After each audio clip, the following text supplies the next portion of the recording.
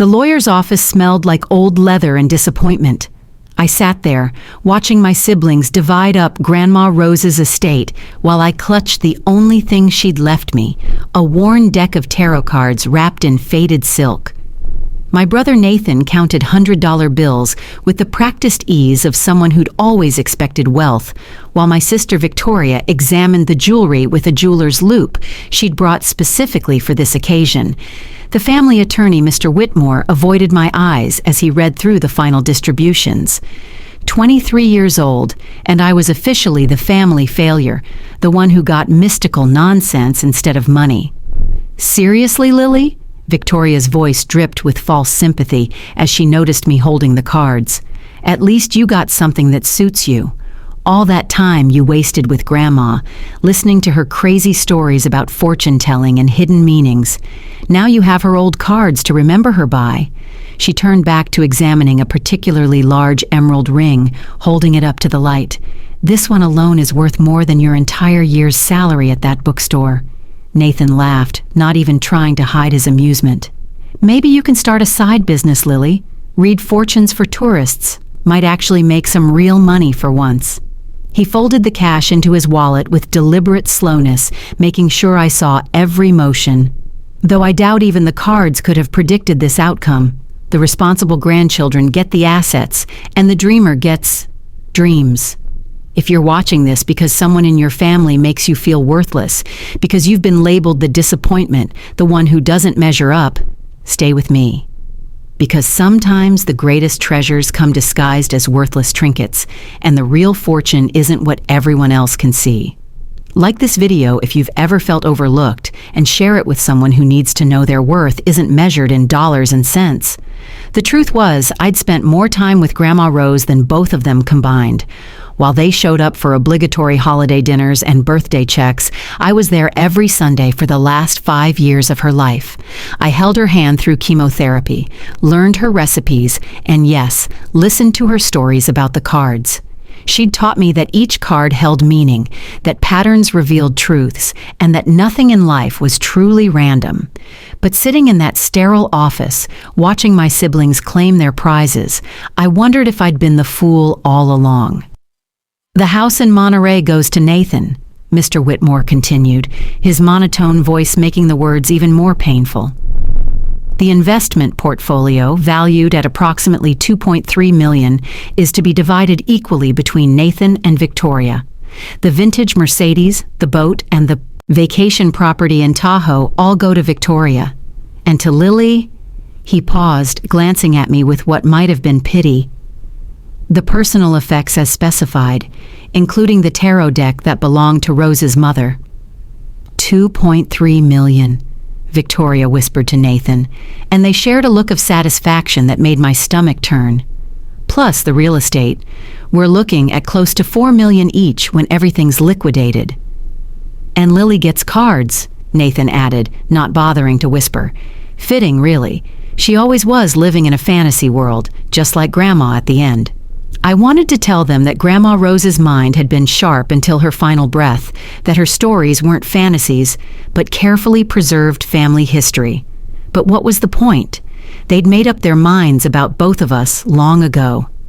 To them, I was the college dropout who worked in a dusty bookstore, who spent my weekends with an old woman instead of networking at country clubs or climbing corporate ladders. I was the one who'd chosen love over ambition, connection over profit. The meeting ended with handshakes and signatures. Nathan and Victoria didn't even pretend to comfort me or include me in their celebration lunch plans. They walked out discussing estate sales and investment strategies while I sat there, holding a deck of cards that supposedly belonged to my great-great-grandmother, a Romanian woman who'd come to America with nothing but these cards and the clothes on her back. "Miss Bennett?" Mr. Whitmore's voice startled me. The office had emptied except for us. "Your grandmother left you something else, a letter. She specified it should be given to you privately after the others had gone."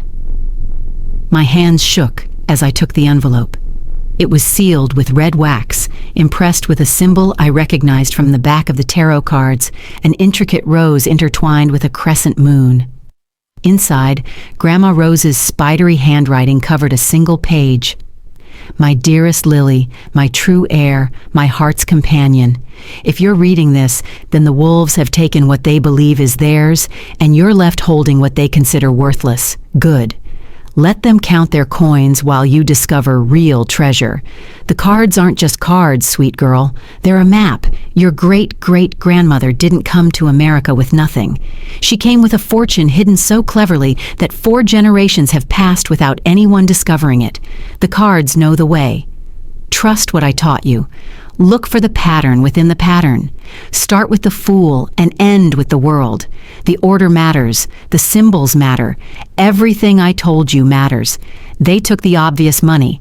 But you, my observant granddaughter, you get the secret. All my love, Rose. P.S. Remember what I always said. The Queen of Cups holds more than water. I read the letter 3 times before it fully sank in. A map. The cards were a map. All those Sunday afternoons when Grandma had taught me to read the tarot, she hadn't just been sharing a hobby, she'd been preparing me. Every story about our ancestor, every lesson about symbols and meanings had been deliberate. My siblings had just walked away with millions, but I might have something more. That night, in my tiny apartment above the bookstore where I worked, I spread the cards out on my kitchen table. They were older than I'd realized, the edges soft with age, the images painted by hand in rich, deep colors that seemed to shift in the lamplight. 78 cards, each one a piece of art, each one potentially a clue. I started with what Grandma had said. Start with the Fool and end with the World. In traditional tarot, the Fool is card 0, the beginning of the journey, while the World is card 21, the completion. But this wasn't about divination. This was about sequence. I arranged the 22 major arcana cards in order, from the Fool to the World, and studied them. The Fool showed a young man stepping off a cliff, a small dog at his heels, a white rose in his hand. But in this deck, there was something different. Tiny numbers were painted into the landscape, barely visible unless you knew to look. The cliff face showed 41, the clouds held 15, and the sun contained 22. Coordinates, addresses, I wrote them all down. The magician came next, with his tools spread on a table before him. More numbers hidden in the design of his robe, in the flowers at his feet. The high priestess sat between 2 pillars, and carved into those pillars were what looked like street names, partially obscured but readable if you knew what you were looking for. By 3 in the morning, I'd found hidden details in every major arcana card. Numbers, letters, symbols that meant nothing individually, but might mean everything together. The minor arcana cards, the cups, wands, swords, and pentacles, held their own secrets. Particularly the Queen of Cups, just as Grandma had hinted. Her cup wasn't just decorated with sea motifs. It contained a perfectly rendered map of the California coastline, with a tiny X marked near Monterey. Monterey, where Nathan had just inherited Grandma's house. The irony was almost too perfect. Nathan had the house, but I might have the map to something hidden there. But what? And where exactly? The cards held more clues, but I needed to understand the system. I spent the next 3 days barely sleeping, cross-referencing the symbols with old maps, researching our family history, and trying to crack the code my great-great-grandmother had created. That's when I found it, a pattern within the pattern, just as Grandma had said. The numbers weren't random. When arranged in the order of the major arcana and combined with the directional symbols on the minor arcana cards, they created a set of very specific coordinates, not just to Monterey, but to an exact location within the city. An old building that, according to property records, had been in our family for over a century. A building that was supposed to have been sold decades ago, but mysteriously never was. The deed had been passed down quietly, generation to generation, separate from the main estate, and according to the cards, something was hidden there. I called in sick to work, something I'd never done before, and drove my beat-up Honda to Monterey. The building was in the old part of town, a narrow Victorian that had been converted into apartments. It looked abandoned, with boarded windows and a condemned notice on the door. But I had something the city didn't: the knowledge that this building held a secret, and the key to finding it. The Queen of Cups had shown me the location, but the King of Pentacles showed me the entrance. In his card, barely visible in the pattern of his throne, was an architectural drawing, a hidden room accessible through what looked like a basement wall. The Seven of Swords showed a figure sneaking away with swords, but in this deck, the swords were arranged in a pattern that matched a brick configuration. The Three of Wands showed a merchant looking out to sea, but the pattern on his robe was actually a combination, a series of movements, left and right, up and down. I waited until nightfall, then slipped into the building through a loose board over a back window. The basement was exactly where the cards indicated: dusty and forgotten. Using my phone's flashlight, I found the wall shown in the King of Pentacles, unremarkable except for the specific pattern of bricks highlighted in the card. Following the Seven of Swords configuration, I pressed the bricks in sequence. Nothing happened at first, and I felt foolish, standing in a condemned building's basement, playing out what might have been an old woman's fantasy. Then I remembered the Three of Wands combination, not just pressing, but sliding, left, right, up, down, in the pattern shown on the merchant's robe. On the final movement, I heard a click, then a grinding sound as a section of the wall swung inward. The hidden room was small, maybe 10 feet by 10 feet, but what it contained took my breath away. Shelves lined the walls, and on those shelves were journals, photographs, and strongboxes. But what dominated the room was a massive safe, its door decorated with the same rose and crescent moon symbol from the tarot card's backing. The combination lock was unusual. Instead of numbers, it showed tarot symbols. The Fool to the World, the journey Grandma had mentioned. I turned the dial to each major arcana symbol in order, and with a satisfying click, the safe opened. Inside were stacks of gold coins, some dating back to the 1800s. There were jewels that made Victoria's inherited collection look like costume jewelry. There were bearer bonds from the early 1900s, still valid and worth a fortune with accumulated interest.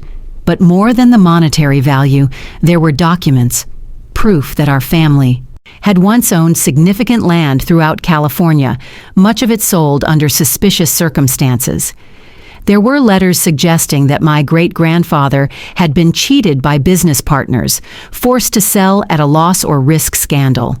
The official estate had been decimated, but the women of the family, my great-great-grandmother, my great-grandmother, and eventually Grandma Rose, had preserved this secret fortune, passing down the knowledge through the cards.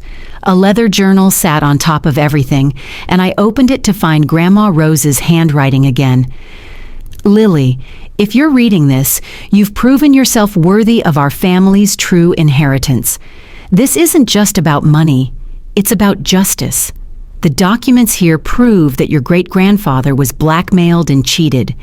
The men who did it founded companies that still exist today, companies that Nathan and Victoria proudly invest in, never knowing they're supporting the very people who destroyed our family's legitimate fortune. Use this wisely. The gold and jewels are yours, but the documents, those are power. The choice of what to do with them is yours alone. You were always the one who understood that some things matter more than money. But now you'll have both, the wealth and the wisdom to use it well. I sat in that hidden room, surrounded by more wealth than my siblings had inherited, and laughed until I cried. Then I cried until I laughed again. Grandma Rose had played the longest game imaginable, letting Nathan and Victoria take what they thought was everything, while secretly preserving the real fortune for someone who'd proven they valued love over money. But what to do with it all? The gold and jewels alone were worth tens of millions. The bearer bonds, when calculated with interest, possibly more. And the documents? Those were priceless. They contained enough information to launch investigations into several prominent California families and corporations. I spent hours photographing everything, cataloging the contents, making sure I had a complete record. Then I carefully packed the most important items, a selection of the gold coins, some of the more portable jewels, and all of the documents, into a backpack I'd brought. The rest would have to wait until I could arrange proper security and transport. As I prepared to leave, I noticed one more thing. A small painting, leaning against the back wall. It was a portrait of my great-great-grandmother, the Romanian woman who'd started it all. She was young in the painting, maybe my age, holding the very same tarot deck I now owned. But in the painting, she was smiling, a knowing smile that seemed to say she'd always known this day would come. A small plaque on the frame read, "Maria Eliza Petrescu Bennett, she who sees beyond the veil." I took the painting too. The next few weeks were a whirlwind of careful planning. I couldn't just show up with millions in gold and jewels without raising questions. So I did what Grandma Rose would have done. I was smart about it. I hired a lawyer, not Mr. Whitmore, but someone with no connection to my family.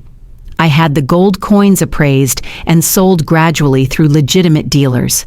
I set up trusts and investments, making sure everything was legal and properly taxed. I wasn't going to make the mistakes others had made. The bearer bonds required more finesse. Some of the companies that had issued them no longer existed, but their successor companies were legally obligated to honor them. My lawyer's eyes had widened when he calculated their current value. "Miss Bennett," he'd said, "you're looking at approximately $87 million here, possibly more depending on how the courts rule on the interest calculations. 87 million, plus the gold, plus the jewels, plus the value of the documents if I chose to use them. I'd gone from being the family disappointment to being wealthier than Nathan and Victoria combined, and they had no idea. Speaking of my siblings, they'd been busy. Nathan had already listed Grandma's house for sale, planning to flip it for a quick profit. Victoria had been posting pictures of herself wearing Grandma's jewelry on Instagram, hashtagging them Frying Blessed and Inheritance. They'd even had a celebration dinner, posting photos of themselves toasting their good fortune with champagne. They hadn't invited me, of course. I waited 3 months. 3 months to get everything in order, to secure my fortune properly, to decide what to do about the documents that could destroy the families who destroyed ours. In the end, I chose a middle path. I sent copies anonymously to an investigative journalist known for exposing corporate corruption. I let justice take its course without directly involving myself. Within weeks, stories began appearing about historical fraud, about fortunes built on blackmail and theft. Several prominent families found themselves facing lawsuits and investigations. The companies Nathan and Victoria had invested in saw their stock prices plummet. But the real vindication came at our cousin Emma's wedding. It was the first time I'd seen my siblings since the reading of the will. I arrived in a simple but elegant dress, nothing too flashy, driving a rented Tesla instead of my old Honda. Nathan noticed me first, smirking as he approached with his girlfriend, a social climber named Patricia, who looked at me like I was the help. "Lily, so good to see you," he said with false warmth. "How's the bookstore? Still reading fortunes with those old cards?" "The bookstore's fine," I said simply. "And yes, I still have the cards." Victoria joined us draped in Grandma's jewelry, her husband Richard at her side. "You look nice," she said, the surprise evident in her voice. "That's a lovely dress, very appropriate for your situation." "Thank you," I said. "I've had some good fortune lately." Nathan laughed. "Good. Fortune? Did you finally get promoted to manager at that dusty old shop?" "No, actually, I bought the building, and the 2 buildings next to it. I'm expanding it into a cultural center and rare book library." The silence was delicious. Victoria recovered first. "You bought buildings? How?" "Oh, it turns out Grandma's cards were more valuable than anyone thought. They led me to something interesting." "The cards?" Nathan's voice was skeptical. "Those old tarot cards were valuable?" "Not the cards themselves," I said, pulling out my phone, "but what they revealed. You see, Grandma taught me that everything has a pattern, a meaning. The cards were a map." I showed them a photo I'd taken in the hidden room, gold coins gleaming in the flashlight's beam. They led me to our great-great-grandmother's real inheritance, the one she hid when great-grandfather was being blackmailed. Nathan grabbed my phone, staring at the image. His face went pale. This has to be fake. Oh, it's very real. About $87 million real once the bearer bonds are calculated, plus the gold, of course, and the jewels, and some very interesting documents about the families who destroyed ours. I took my phone back calmly. By the way, you might want to check your portfolios. Some of those companies you're so proud of investing in are about to have significant legal problems. Victoria's mouth opened and closed like a fish out of water. But the will. We got everything. You got everything Grandma wanted you to have, I corrected. The visible fortune, the one everyone knew about. But the real inheritance, the secret one, that required actually knowing her, understanding her, loving her for more than her money. It required seeing the value in things others dismissed as worthless. This isn't fair. Victoria's voice rose, attracting attention from other wedding guests. We're her grandchildren too. You deserve exactly what you got, I interrupted, my voice steady. You treated Grandma like a bank account, showing up when you needed something, dismissing her stories as senility, calling her crazy for believing in the cards. You got the money you came for. I got the grandmother you never bothered to know, and it turns out she was far wealthier than any of us imagined. Richard, Victoria's husband, stepped forward. Surely there's a legal— No, I said firmly. The hidden fortune wasn't part of the estate. It was never in Grandma's name. Legally, it belonged to whoever could find it, whoever could solve the puzzle, and that required more than greed. It required love, patience, and the willingness to listen to an old woman's crazy stories. Nathan's girlfriend Patricia whispered something about calling a lawyer, but Nathan shook his head. He knew as well as I did that they had no claim. They'd signed papers accepting their inheritance, declaring the estate settled. More than that, he was starting to understand what had really happened. She planned this, he said slowly. Grandma planned all of this. Of course she did, I replied. She knew exactly who you were and who I was. She gave you what you valued: obvious money, quick profit, things you could brag about. And she gave me what I valued: her time, her stories, her love. The fact that those things led to a fortune is just poetic justice. The conversation might have continued, but Emma called everyone for the ceremony. I took my seat, leaving my siblings standing there, still processing what had happened. Throughout the ceremony, I could feel them staring at me, trying to reconcile the sister they'd dismissed with the woman who just revealed she was worth more than both of them combined. The reception was even better. Word had spread, as word does at family gatherings. Relatives who'd always ignored me suddenly found me fascinating.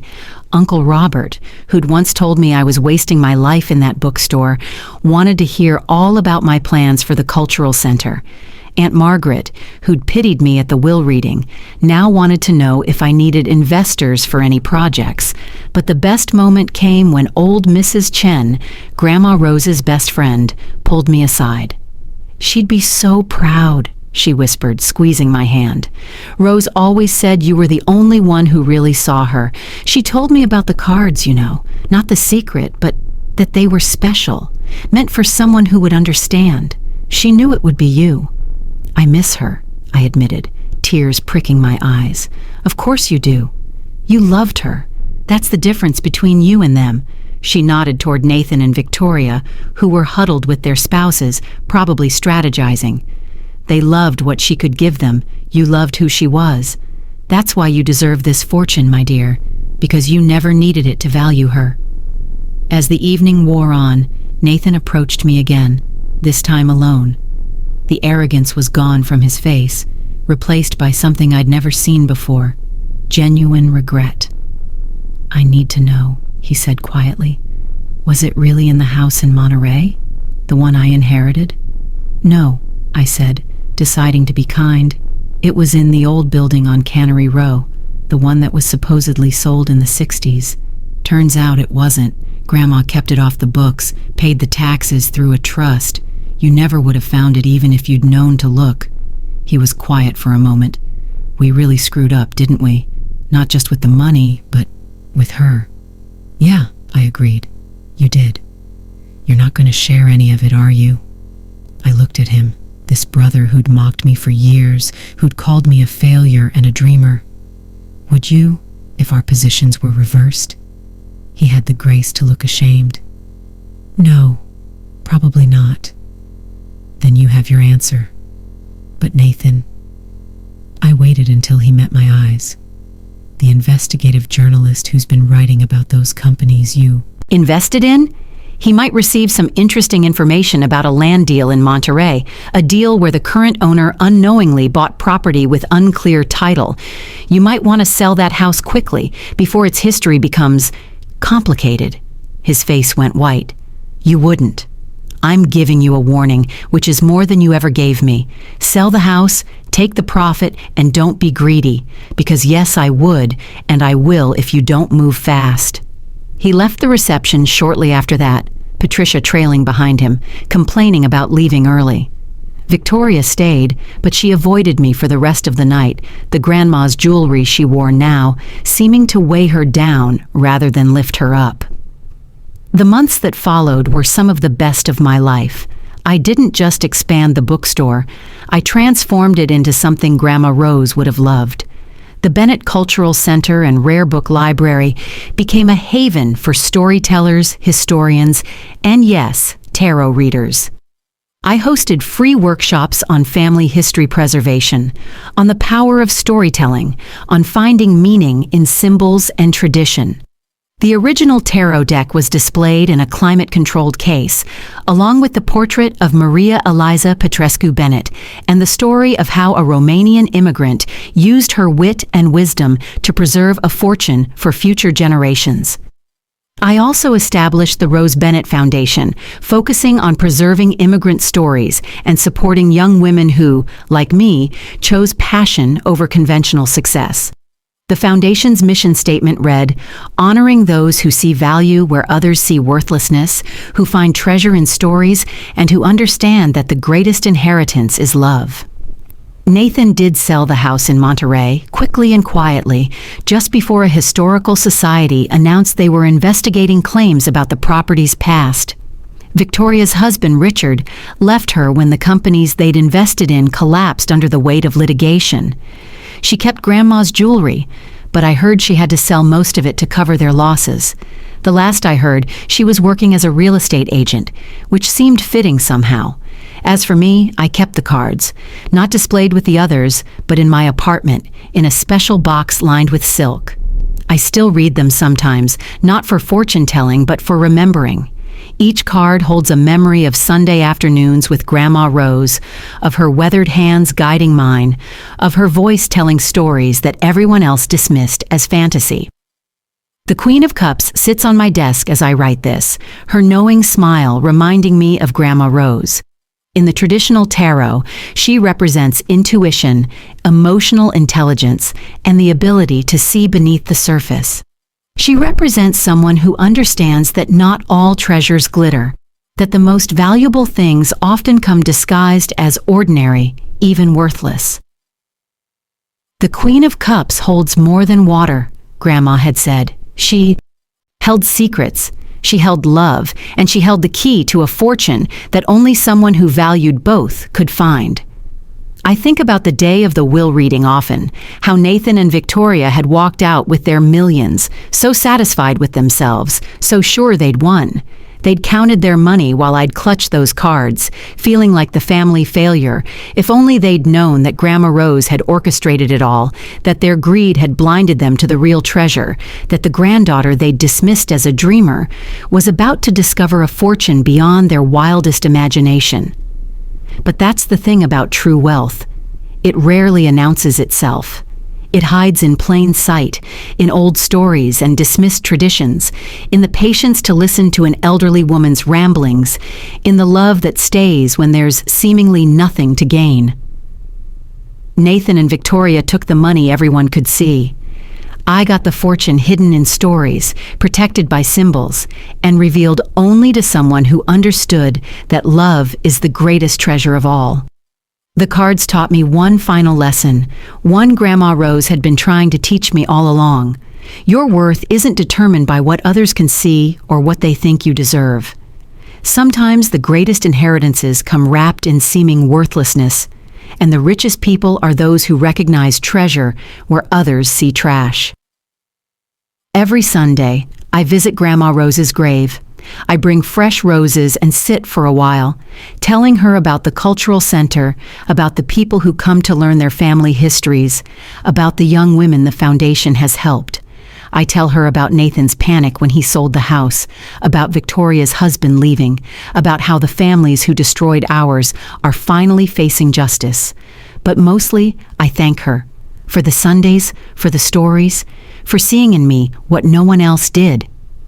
On her headstone, I had them engrave a small symbol, the rose and crescent moon from the cards. Most people don't notice it, and those who do assume it's just decoration. But I know what it really means. It's a sign that here lies a woman who played the long game, who hid fortunes in plain sight, who loved her granddaughter enough to ensure that the one who loved her back would inherit everything that truly mattered. The last time I visited, I found a young woman there, maybe 19 or 20, placing a small bouquet of wildflowers on Grandma's grave. She looked up, startled to see me. "I'm sorry," she said quickly. I know I didn't know her, but I read about her, about what she did with the cards and the fortune. My grandmother just died, and everyone's fighting over her money, and I wanted to visit someone who understood that inheritance isn't just about money. I sat down beside her on the grass. "Tell me about your grandmother." For the next hour, she did. She told me about Sunday dinners and secret recipes, about stories everyone else called silly, about being the only grandchild who visited during the hard times. She reminded me of myself 5 years ago, back when I thought love was all I'd inherited. Before she left, I gave her my card. The Bennett Cultural Center hosts a workshop on preserving family stories. You should come.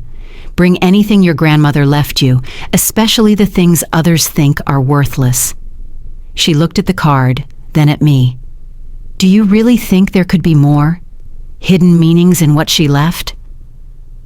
I thought about the tarot deck, about the fortune hidden in symbols and stories, about Grandma Rose's knowing smile. I think grandmothers who truly love us always leave us more than anyone else can see. The trick is learning how to look. She smiled, the first real smile I'd seen from her, and promised to come to the workshop. As she walked away, I could have sworn I heard Grandma Rose's voice on the wind, amused and proud. "Good girl, Lily. Pass it on." That's what I've been doing ever since. Passing it on. Teaching others to see value where the world sees worthlessness, to find treasure in stories and symbols, to understand that the greatest fortunes aren't always counted in dollars. The Cultural Center has become a gathering place for people like us, the dreamers and storytellers, the ones who spend Sundays with grandmothers instead of networking at country clubs. We host tarot reading classes now, taught by Mrs. Chen using a reproduction of Maria Eliza's deck. The original is too valuable to handle, but the reproductions carry the same images, the same hidden patterns for those who know how to look. I watch students lean in, searching for meaning in the cards, and I remember my own journey from disappointment to discovery. Sometimes Nathan comes by the center. He never comes in, just stands outside, looking at the building that represents everything he missed. I could ban him, make his life difficult, but I don't. His regret is punishment enough, and besides, Grandma Rose wouldn't want me to be cruel. She was never cruel, just clever, just patient, just willing to wait for the right person to understand. Victoria sent me a letter last month, a real letter, handwritten, not an email or text. She asked if we could meet, if I could possibly forgive her, if there was any chance of starting over. I haven't answered yet. Forgiveness is complicated when the wounds run deep, when years of dismissal and mockery can't be erased by sudden remorse born of reversed fortunes. But I'm considering it.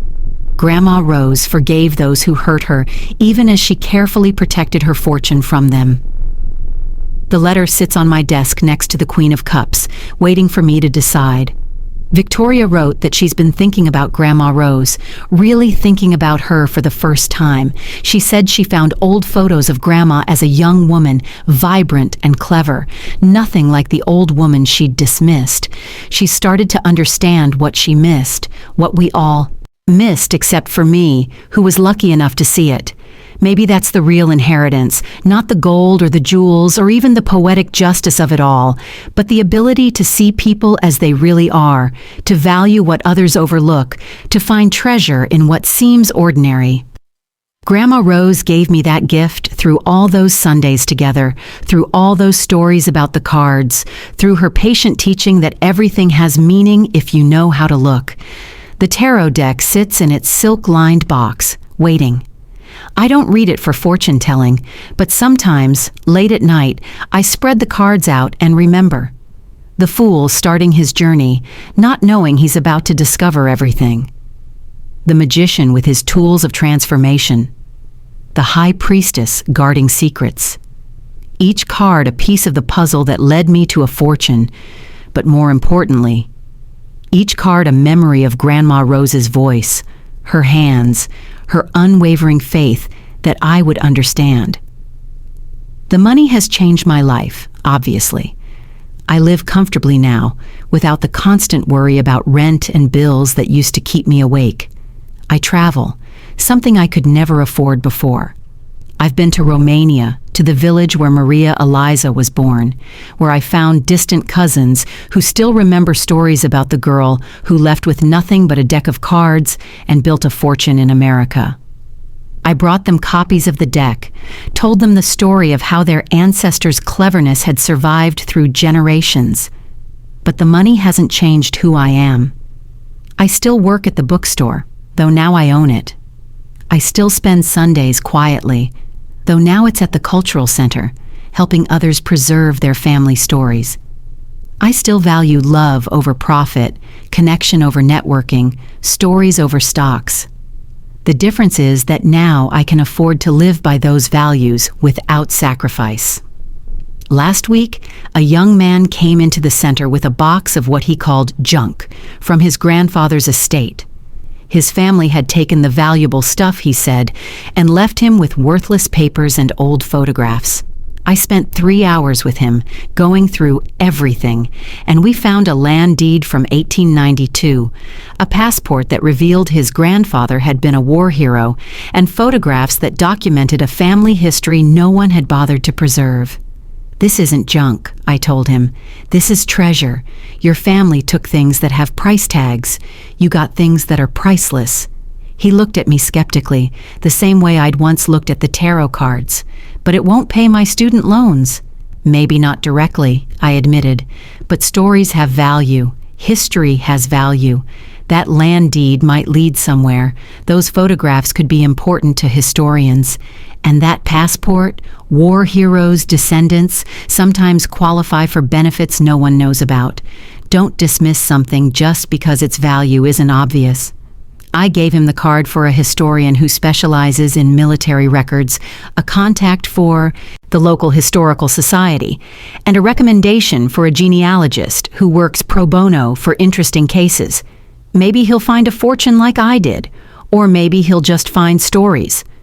Either way, he'll find more than his family, who grabbed the obvious valuables and ran.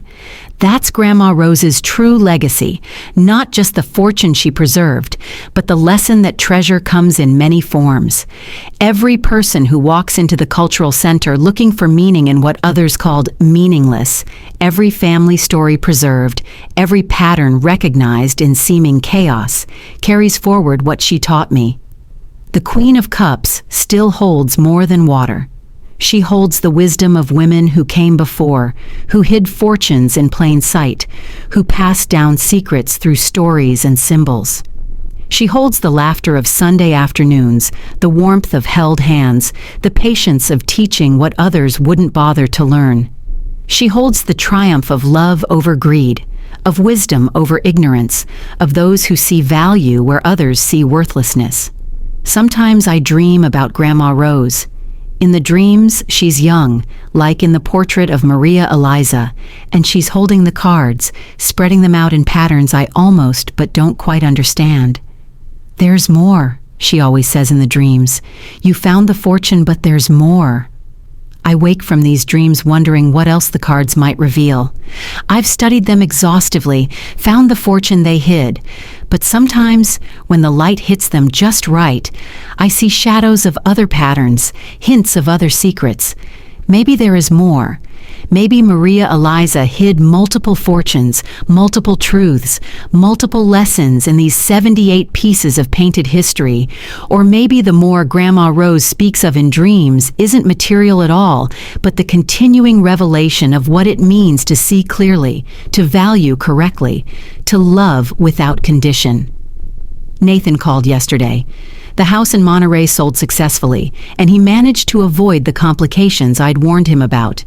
He thanked me for the warning, his voice stiff with the difficulty of gratitude. Then, unexpectedly, he asked, "Do you think Grandma would have forgiven us? Victoria and me? If we'd figured it out, if we'd understood?" "She already forgave you," I said. "She gave you exactly what you wanted, what you valued. That's not punishment. It's understanding.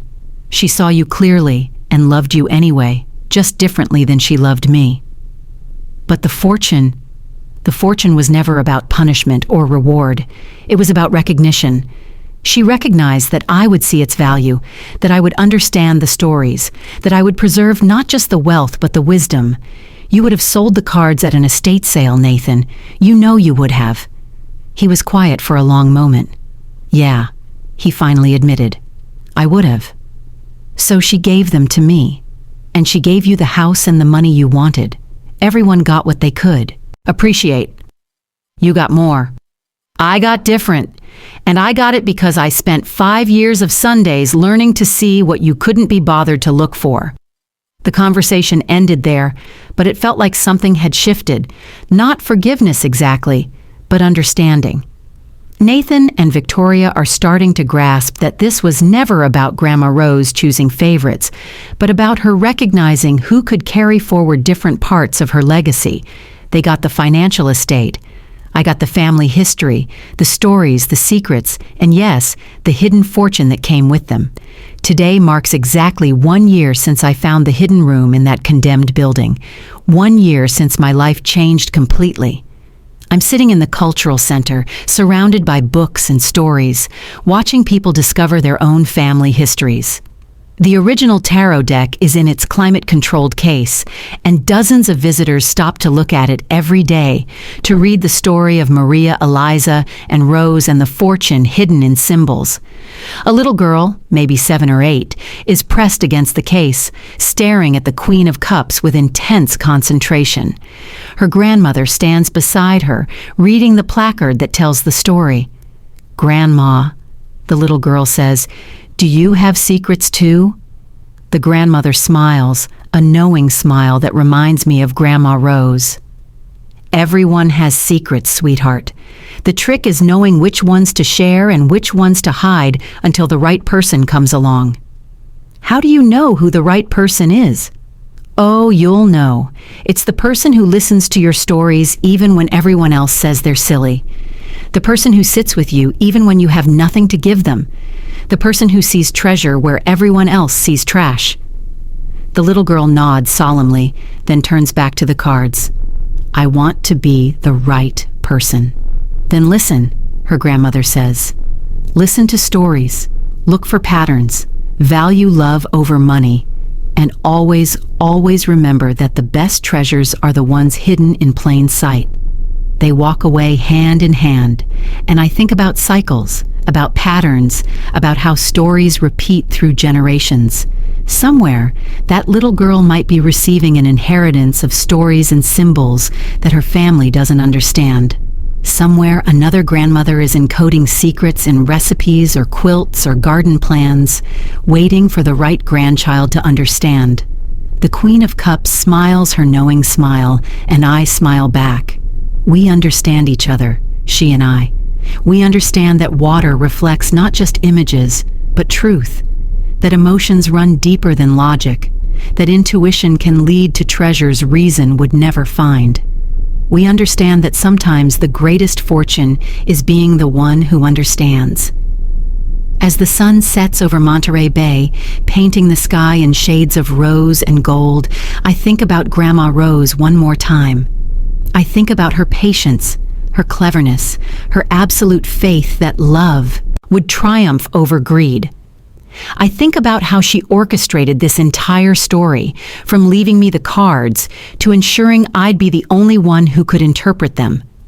She wrote her own ending, crafted her own justice, created her own meaning from a life that could have been bitter with betrayal. That's the final lesson, I realize. We all have the power to hide treasures, to encode meaning, to choose who inherits not just our possessions, but our stories. We can't control how others value us, but we can ensure that those who truly see us receive the recognition they deserve. Grandma Rose couldn't make Nathan and Victoria love her the way I did, but she could make sure that love was rewarded, that attention was valued, that the granddaughter who saw her as a person rather than a bank account inherited the fortune that came from being seen. The cultural center is closing for the evening. I lock the case containing the cards, turn off the lights, and head home to my apartment above the bookstore. It's not a mansion like Nathan wanted or a penthouse like Victoria dreamed of. It's a simple space filled with books and memories, with photographs of Grandma Rose and a portrait of Maria Eliza, with a silk-lined box containing 78 cards that changed my life. I make myself tea in a cup from Grandma Rose's collection, one Victoria didn't want because it was chipped. The chip doesn't affect its function, doesn't diminish the comfort of warm tea on a cool evening. Like the cards, like the stories, like love itself, its value isn't in its perfection but in its meaning, its history, its connection to someone who mattered. Tomorrow, I'll open the cultural center again. People will come with their boxes of worthless inheritances, their dismissed stories, their overlooked treasures. I'll help them see patterns, find meaning, discover value. Some will find literal fortunes like I did. Others will find something better, connection to their past, understanding of their present, hope for their future. But tonight, I sit with my tea and my memories, with the Queen of Cups and her knowing smile, with the satisfaction of being exactly where I'm supposed to be. Nathan has his regrets, Victoria has her losses, but I have something neither of them can buy or steal or inherit without earning. The knowledge that I was chosen not by chance, but by love, not by default, but by recognition, not by blood alone, but by the bonds we choose to build. Thank you for listening to my story. If this story moved you, and if you believe that everyone deserves to have their true worth seen, please like this video and share it with someone who needs to hear this message. Comment below and tell me, what was the moment in the story that resonated with you the most? And if you want more powerful stories about finding your strength and overcoming the odds, make sure to subscribe yourself to the channel and turn on notifications. You won't want to miss what's next.